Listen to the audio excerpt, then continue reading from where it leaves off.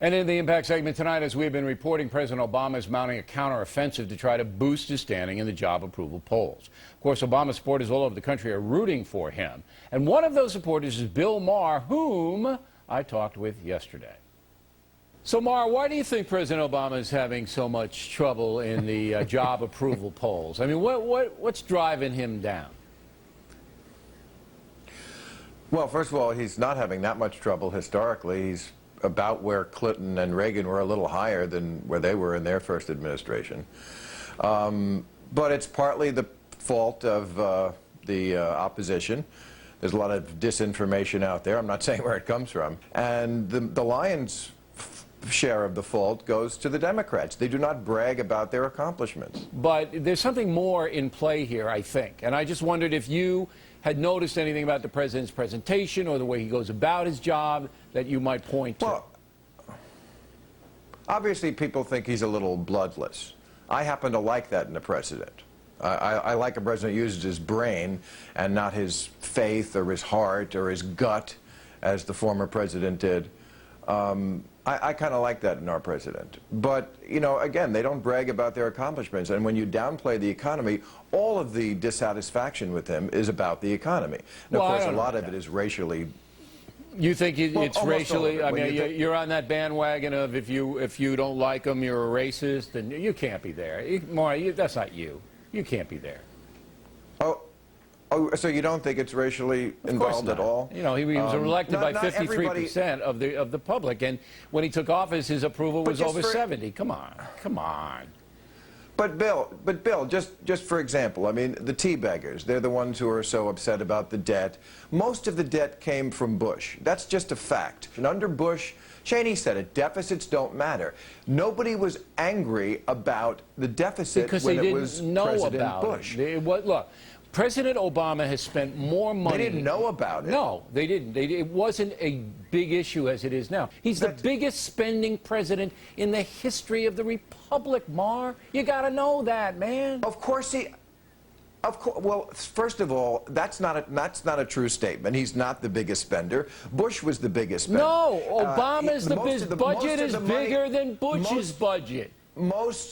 Most of the money that has been sent has been trying to dig us out of the hole that Bush put us in. We're running up $1 trillion of debt. We got Obamacare is going to add more to that.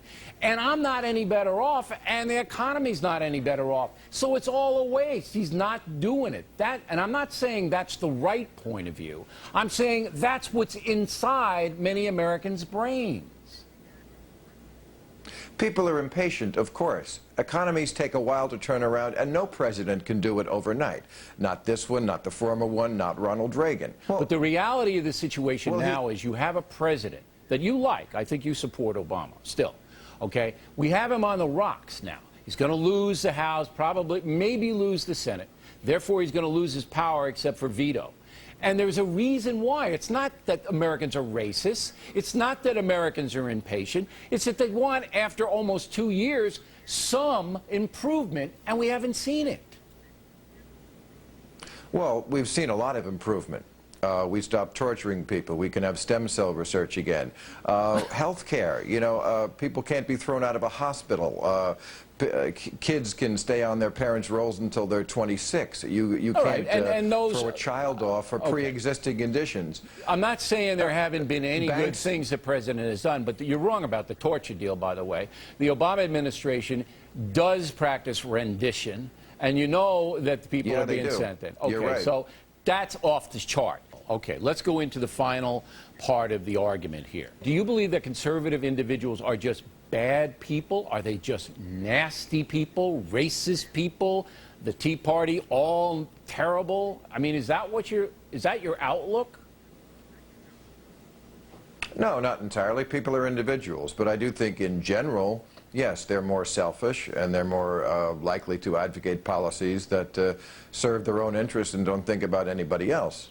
You were, when I first met you and you're doing the ABC show, not nearly as liberal as you are today. How did that happen? Well, the country changed. You didn't change. The people who are basically, yes. I mean, at some point in the last 20 years, the left moved to the center, and the right moved into a mental institution. I mean, there used to be ideological differences that were understandable, and there used to be moderate Republicans. That has gone away. I mean, the Republican Party now is just a bunch of religious lunatics, flat earthers, and Civil War reenactors. So I don't think it was me who changed so much. All right, so you're in with the all-American crew like Michael Moore and these guys who just love their country. And look, if you can't see the extremism on both sides, I'm flabbergasted. There really isn't extremism on both sides. That's a canard. There isn't. There's extremism no extremism on the left. right. There is not that much extreme. There is some, but nothing to talk about. Not really. There's no movement like the Tea Party movement. All right. There are no people saying we should get rid of. Move on. The Daily Coast. Those people, they're just normal kind of people. And yeah, they are normal kind of people. All right. Why, you think liberals are not normal people? I didn't say liberals. That's a far-left crew. All right, now tomorrow, we're going to have part 2 of the interview where Maher says you are a dunce if you believe in God. Gotta love him. And by the way, we will post the entire Maher interview, all 20 minutes of it, after tomorrow's broadcast on foxnews.com, unedited.